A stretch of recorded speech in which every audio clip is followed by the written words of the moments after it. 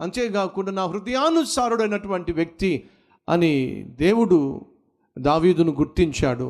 కానీ సహోదరులు దావీదును చూసి హేళన చేశారు, ఆడిపోసుకున్నారు. అంతేకాకుండా దావీదును అణిచేసే ప్రయత్నం చేశారు. కానీ దేవుడు దావీదును హెచ్చించాడు.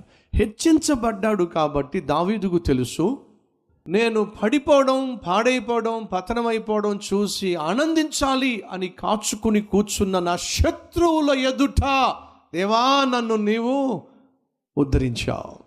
ప్రియ సహోదరి సహోదరుడా, నీకు శుభవార్త.